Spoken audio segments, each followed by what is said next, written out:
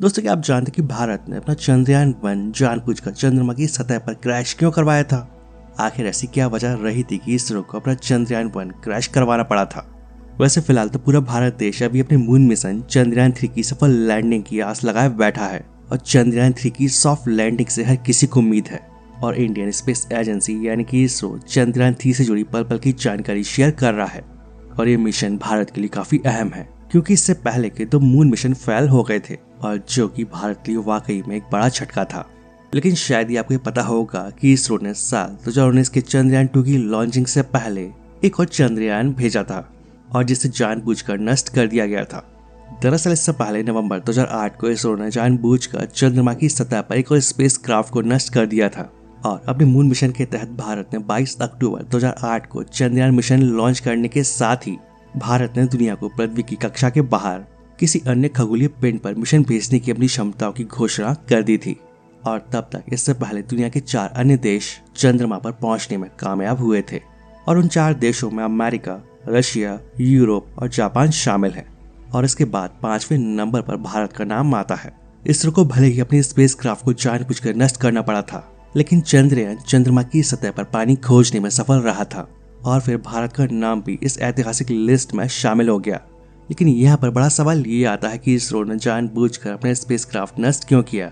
दरअसल चंद्रयान-1 के साथ एक 32 किलो का प्रोब भी इसरो ने भेजा था और इस प्रोब को सफल लैंडिंग के लिए नहीं बल्कि इसरो ने क्रैश कराने के लिए चंद्रमा पर भेजा था। यानी कि इसका एकमात्र मकसद उस स्पेसक्राफ्ट को क्रैश करवाना था और उन्होंने इसे मून इम्पैक्ट प्रोब कहा।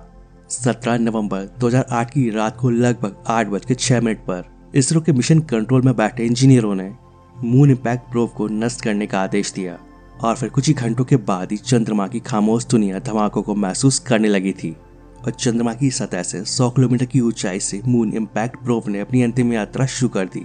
और फिर जैसे ही ये प्रोब चंद्रयान ऑर्बिटर से दूर जाने लगे, इसके on board spin up rocket active हो गए और ये इंजन इसे तेज करने के लिए नहीं बल्कि इसे धीमा करने के लिए थे और इसे पिच परफेक्ट क्रैश कराने के लिए कर रहे थे।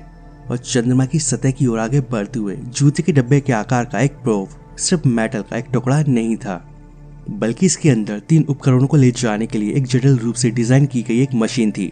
एक वीडियो इमेजिंग सिस्टम, एक रडार अल्टीमीटर और एक मास स्पेक्ट्रोमीटर, ताकि वो इसको बता सके कि वो क्या खोजने वाले हैं। जबकि वीडियो इमेजिंग सिस्टम को तस्वीर लेने और उन्हें बेंगलुरु वापस भेजने के लिए डिजाइन किया गया था। और फिर जैसे ही सतह ऊपर आने लगी, उसके अंदर पैक किए गए उपकरण ने ऑर्बिटर के ऊपरी हिस्सों में डेटा ट्रांसमिट करना शुरू कर दिया और जिसे इसकी रीड आउट मेमोरी में रिकॉर्ड किया गया और बाद में डीप एनालिसिस के लिए भारत भेज दिया गया। और चंद्रयान से निकलने के लगभग 20 मिनट के बाद मून इम्पैक्ट प्रोब को अपने भाग्य का सामना करना पड़ा।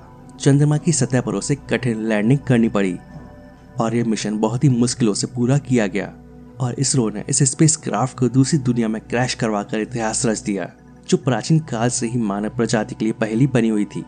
लेकिन ऐसा करने से हासिल क्या हुआ? तो इसके तीनों उपकरणों के डेटा ने 2019 में चंद्रयान-2 और अब चंद्रयान-3 के मिशन की नींव रखी। चंद्रयान-1 के प्रोब में लगे उपकरण क्रैश होने के बाद भी लगातार काम कर रहे थे और वो लगातार इसरो को डेटा भेज रहे थे। तो दोस्तों, आपको समझ आ ही गया होगा कि इसरो ने चंद्रयान-1 की जानबूझकर क्रैश लैंडिंग क्यों करवाई थी।